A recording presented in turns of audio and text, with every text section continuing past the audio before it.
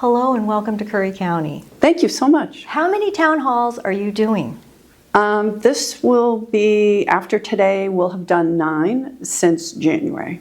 What are you hearing from people? What are the biggest questions or concerns that they have? You know, my district, I wish more districts were like this, where you didn't get elected by over 40% of my constituents aren't Democrats or Republicans. So, but from Lane County and Benton County, which are very, very blue, down to Curry County and County, which are much more conservative, people are really concerned about the instability that the erratic tariffs are giving to their businesses, to the price of things.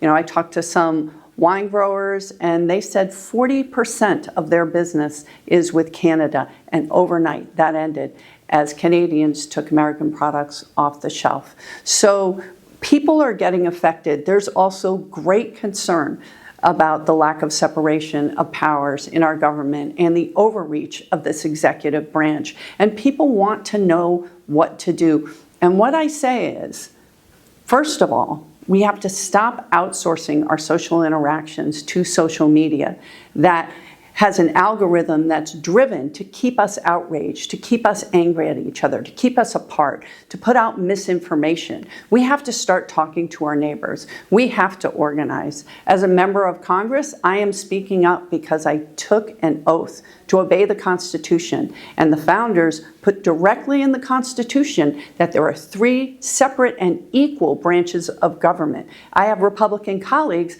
that want to hand over our constitutional obligation to make the laws, to give that to the executive branch. We have an executive branch that's ignoring the Supreme Court, all of the courts. Everyone, no matter what party you're in, should be really, really offended and be outraged by this because, again, the Constitution is exactly what ensures that we have a democratic republic, that we have a voice, that we have elections.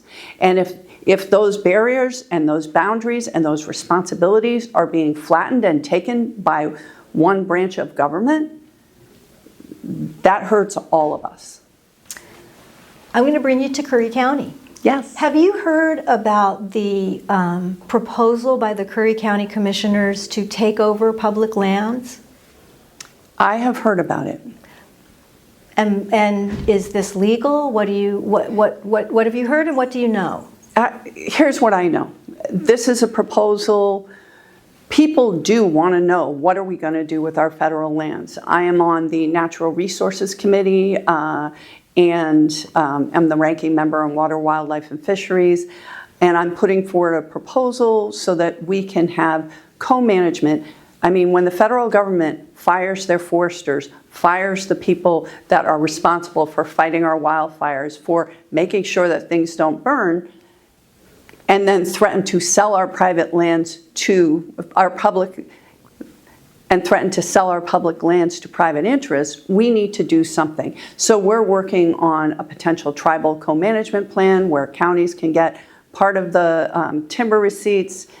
Tribes can manage the land so we can keep our campgrounds open, we can keep our roads safe, we can keep our forests managed in a way that tribes have been doing for millennia. And this actually makes it so that we don't have our rural counties just dependent on secure rural school funds. It also makes sure that we can address wildfire risk. It makes sure that we can get to the backlog of forest management that we need and manage our forest for many generations in the future.